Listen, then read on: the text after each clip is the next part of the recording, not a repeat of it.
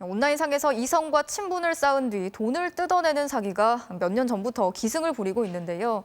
최근엔 젊은 층 사이에서 인기를 끌고 있는 소개팅 앱을 통한 신종 수법까지 등장했습니다. 피해자들 중에는 성범죄에 노출되는 사례까지 나왔습니다. 보도에 임상재 기자입니다.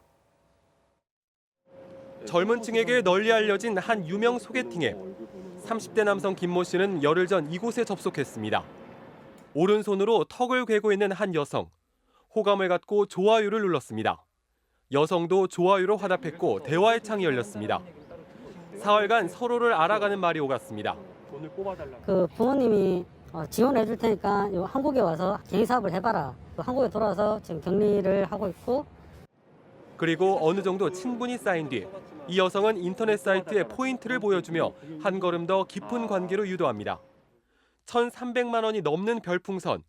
기한이 곧 만료되는 코인을 환전하려고 하는데 도와달라고 청합니다. 그러면서 김 씨에게 대신 돈을 받아주고 반씩 쓰자고 제의했습니다. 본인 계정으로는 환전이 불가능하다고 하더라고요. 그 돈으로 뭐 데이트나 하고 맛있는 거 먹으러 가자. 어렵지 않은 일이라 생각한 김 씨. 그런데 그 사이트에 들어가자 우선 수수료를 예치하라는 요구를 받았습니다. 환전받는 총 금액에 대한 20%의 수수료를 지불하라고 하거든요. 금감원에서 또 조사가 왔다고 하면서 500만 원이 필요하다고 해요. 환전할 때 다 돌려준다는 말에 속아 빼앗긴 돈은 1,500만 원에 달했습니다.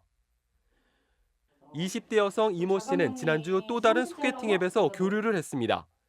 자신을 부잣집 아들이라고 소개한 남성이었습니다.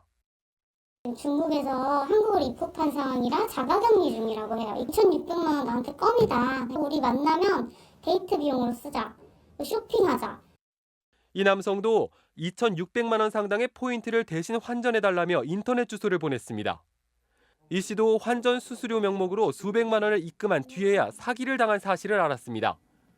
돈을 돌려달라고 하자 사이트 관계자는 황당한 요구를 했습니다. 어떻게 하면 널 가질 수 있을까? 사이즈 어떻게 되니? 보여줘요. 바로 입금해드릴게요. 강요의 욕설까지.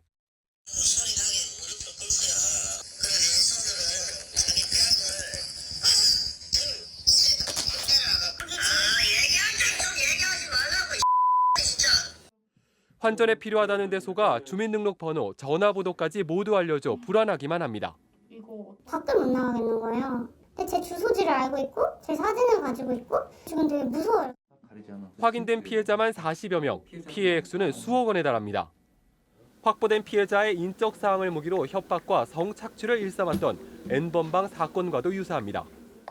비대면 생활에 시간이 많아짐으로 인해서 피해자에 대한 접근도 용이하게 되고 개인의 일정한 신상 정보를 확보함으로써 파생 범죄로서 소위 N번방 사건의 수법 자체를 활용하며 경찰은 지난 연말부터 비슷한 유형의 피해자가 급증한 것으로 파악하고 본격 수사에 착수했습니다. MBC 뉴스 임상재입니다.